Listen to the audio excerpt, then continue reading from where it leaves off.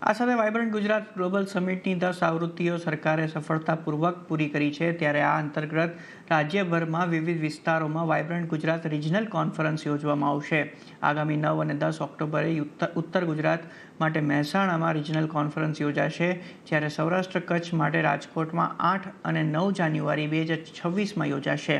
મધ્ય ગુજરાત માટે વડોદરામાં 10 અને 11 જૂન 2026 કોન્ફરન્સ યોજાશે, જ્યારે દક્ષિણ ગુજરાતને આવરી લેવા માટે સુરતમાં 9 અને 10 એપ્રિલ 2026ના રોજ કોન્ફરન્સ યોજાશે।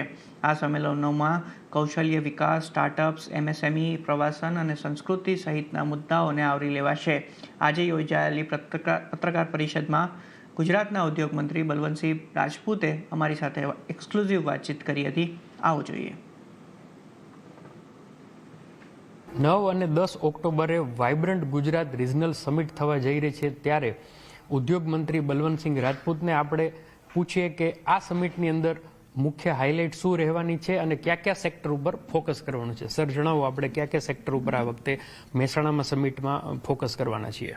મોટાભાગે તો આપણે બધા ઉપર કરવાના છીએ, પણ આદરણીય પ્રધાનમંત્રી નરેન્દ્રભાઈ મોદી સાહેબ 2047માં આત્મનિર્ભર બનીએ એના ભાગરૂપે આપણા દેશમાં જે પ્રકારની આયાત થાય છે અને આપણે નિકાસ કરીએ છીએ, એ બે વચ્ચેનો જે ડિફરન્સ 8 લાખ કરોડ રૂપિયાનો છે।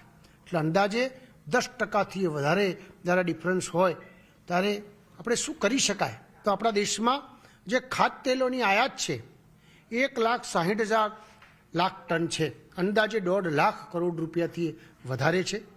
દાળની આયાત આપણે કરીએ છીએ તો 73 લાખ ટન છે, અંદાજે 48,000 કરોડ રૂપિયાની। એટલે અંદાજે 2 લાખ કરોડ રૂપિયા આપણે આપણા જે ખાદ્યમાં કેવી રીતે ઘટાડી શકાય એ પ્રકારની વ્યવસ્થા ભારત સરકાર કરી રહી છે। પણ ગુજરાત સરકાર આદરણીય મુખ્યમંત્રી ભૂપેન્દ્રભાઈ પટેલ સાહેબે નક્કી કર્યું છે કે આપણે ઉત્તર ગુજરાતનો ઝોન એટલે એગ્રી ઝોન કહેવાય। એગ્રી ઝોનની અંદર કેવી રીતે લોકોને પ્રોત્સાહિત કરી શકાય, આ બંને વસ્તુઓ ઉપર ખેડૂતોને પ્રોત્સાહિત કરીને વધુમાં વધુ ઉત્પાદન આપણા તો થાય, વધુમાં વધુ આપણા તો અહીંયા આગળ ઉત્પાદન થયેલી વસ્તુઓ એ આપણા જ દેશમાં વપરાય, તો મને લાગે છે ચોક્કસપણે જે આ ખાદ્ય છે એની અંદર આપણે મદદરૂપ થઈ શકાય। એની સાથે સાથે લોજિસ્ટિક કોસ્ટ ઘટાડી શકાય। લોજિસ્ટિક કોસ્ટની સાથે સાથે આજની જે વાઇબ્રન્ટ વગર કરવા પાછળનો મહત્ત્વનો હેતુ એ છે કે ગઈ ફેર જે આપણે વાઇબ્રન્ટ કરી હતી એની અંદર 2600 MOU થયા હતા, 45,000 કરોડ રૂપિયાના મૂડીરોકાણ થયા હતા।